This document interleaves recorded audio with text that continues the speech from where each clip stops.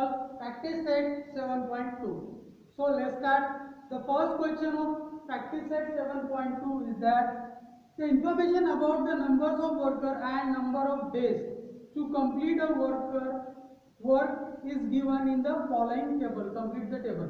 हमको इंफॉर्मेशन देखिए number of workers और नंबर ऑफ डेज. तो यहाँ पर हमको जो दोनों के बीच में वेरिएशन है वो हमको गिवन नहीं है, तो हमको समझना होगा कि ये डायरेक्ट वेरिएशन में होगा या इनडायरेक्ट में. तो सबसे पहले थोड़ा सा रिवाइज करते हैं कि डायरेक्ट वेरिएशन में होता क्या है कि if the amount of one thing is increase then the other should be increase और one thing is decrease then other thing should be decrease. अगर एक चीज बढ़ती है तो दूसरी चीज बढ़ेगी तब डायरेक्ट वेरिएशन होगा. एक चीज कम होगी तो दूसरी चीज भी ऑब्वियसली कम होनी चाहिए, तब हम कहेंगे कि ये डायरेक्ट वेरिएशन है. लेकिन यहाँ पर क्या है, नंबर ऑफ वर्कर्स है. तो देखो अगर नंबर ऑफ वर्कर्स हमने 30 लगा दिए जो हमको टेबल में गिवन है, 30 वर्कर क्या करते हैं 6 डेज में काम कंप्लीट करते हैं. तो टेबल में आगे क्या है कि 20 है. मैं यहाँ पर टेबल मेंशन कर लेता हूँ आपको. नंबर ऑफ वर्कर्स है देन नंबर ऑफ डेज. इस टाइप का टेबल हमको. तो क्या है कि नंबर ऑफ वर्कर्स हमारे पास अगर 30 होते हैं तो काम 6 दिन में कंप्लीट हो जाता है. मीन्स 30 वर्कर्स को 6 डेज लगते हैं एक सर्टेन टास्क या एक सर्टेन वर्क कंप्लीट करने के लिए. ओके अगर नंबर ऑफ वर्कर 20 हो जाए मीन्स डिक्रीज हो गया, तो नंबर ऑफ डेज 9 हो जाते हैं मीन्स बढ़ जाते हैं.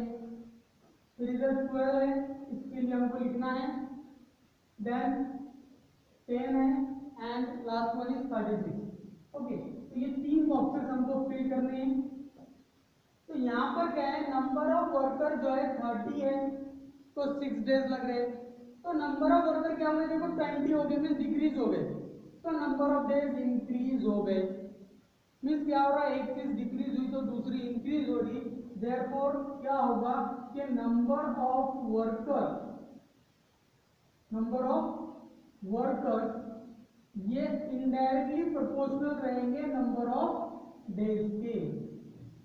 तो दोनों का प्रोडक्ट कांस्टेंट आएगा. अगर डायरेक्ट वेरिएशन होता तो दोनों का रेशो कांस्टेंट आता. अब दोनों का प्रोडक्ट कांस्टेंट होगा.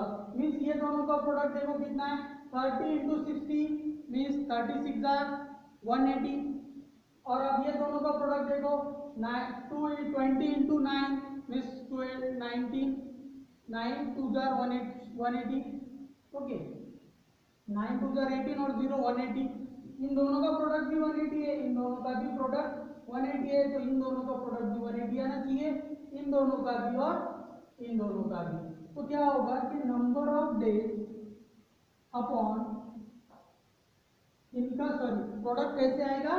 मैंने रेशो लिख लिया क्योंकि प्रैक्टिस सेट हमारा जो इससे प्रीवियस हुआ उसमें हमने रेशो लिए थे, तो उस टाइप से रेशो ले लिया मैंने. ठीक है, तो ये दोनों का प्रोडक्ट कैसे आएगा कांस्टेंट आएगा, तो इन दोनों का प्रोडक्ट भी वैसे ही आना चाहिए. तो यहाँ पर नंबर ऑफ वर्कर को हम ले लेंगे x1 और इधर के लिए x2 और यहाँ ले लेंगे y1, बाद में वैल्यूज पुट कर देंगे. ठीक है, तो इन दोनों का प्रोडक्ट या तो ये दोनों या ये दोनों का प्रोडक्ट सेम ही है. फिर हमको ये निकालना है, तो ये हो जाएगा x1 इंटू 12. इसको सॉल्व करते हैं.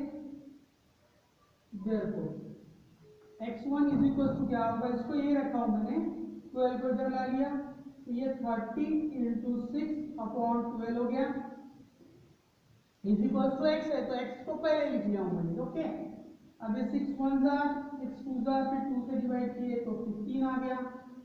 सो x1 की वैल्यू 15 है. अब देखो यहाँ पर अगर 12 आता है तो यहाँ पर क्या आएगा 15 आएगा. तो 15 इंटू 12 ये भी हो जाएगा 180. तो अब इसकी वैल्यू हमको मिल गई, तो इसकी वैल्यू हम रख देंगे 15. अब इसकी वैल्यू देखेंगे, इनका भी प्रोडक्ट कांस्टेंट है. So 10 into y1 is equal to क्या होगा 6 इंटू 30 या 30 into 6. So y1 is equal to क्या होगा 30 into 6 by 10, 0 0 gets cancelled. So y1 is equals to 18. तो यहाँ पर वैल्यू पुट कर दी हमने 18 की। अब ऐसे ही x2 सॉल्व करेंगे और उसकी वैल्यू पुट कर देंगे। तो ये दोनों का प्रोडक्ट इन दोनों के प्रोडक्ट के इक्वल होगा। So x2 into 36 is equal to 30 into 6।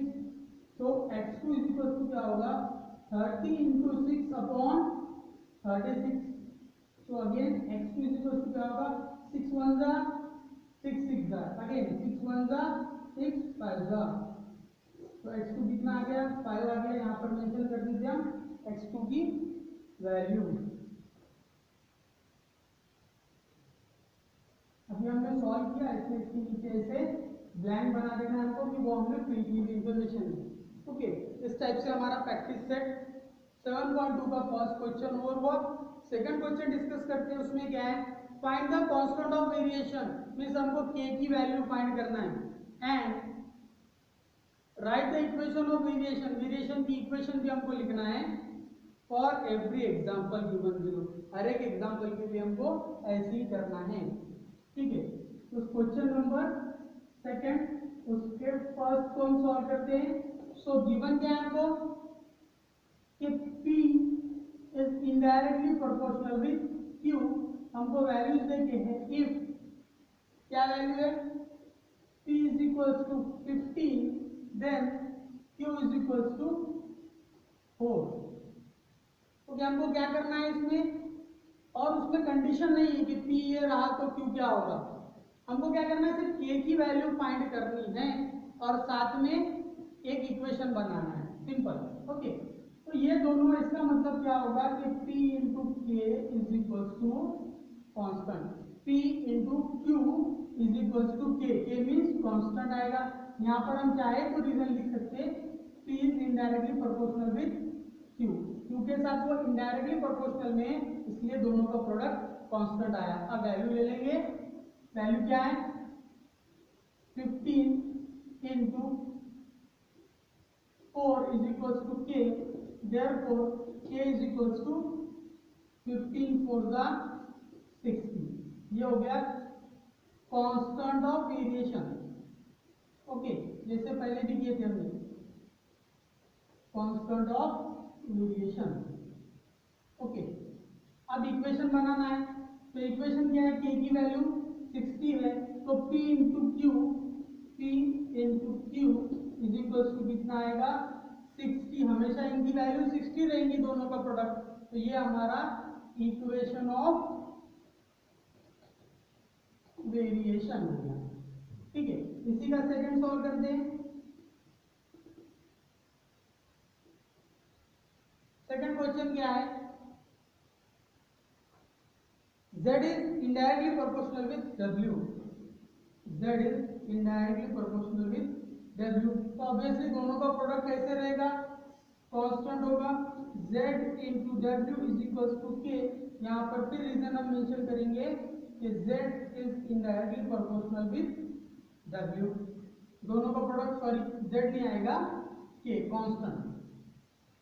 Okay, अब वैल्यूज पुट कर लेते हैं। 2.5 and 24, 2.5 into 24 is equals to K, therefore K is equals to क्या होगा 24 को 22.5 से मल्टीप्लाई किए, तो 24 into 24 मीन्स 24 का डबल कर लेते हैं, 2 हो गया 48, फिर उसके हाफ प्लस कर लो 60। यहाँ पर भी K कितना है 60 आया। आप चाहे तो दोनों का प्रोडक्ट करके भी देख सकते हो। 60.0 आएगा मीन्स 60। ओके, तो अब इसकी इक्वेशन कैसे बनेगी, ये हो गया आपका constant of variation and equation of variation फिर क्या बनेगी Z into W is equal to 60। ये हो गई आपकी इक्वेशन ऑफ वेरिएशन। ठीक है, इस टाइप से मैंने दो क्वेश्चन करके बताया हूँ। इसमें थर्ड और फोर्थ है, वो आपके लिए छोड़ रहा हूँ मैं, एज अ होमवर्क आपको करना है। फिर नेक्स्ट वीडियो में हम थर्ड और फोर्थ क्वेश्चन सॉल्व करेंगे। अगर आपको लिखना है तो take the screenshot. Till then goodbye, have a nice day and thank you very much for watching this video.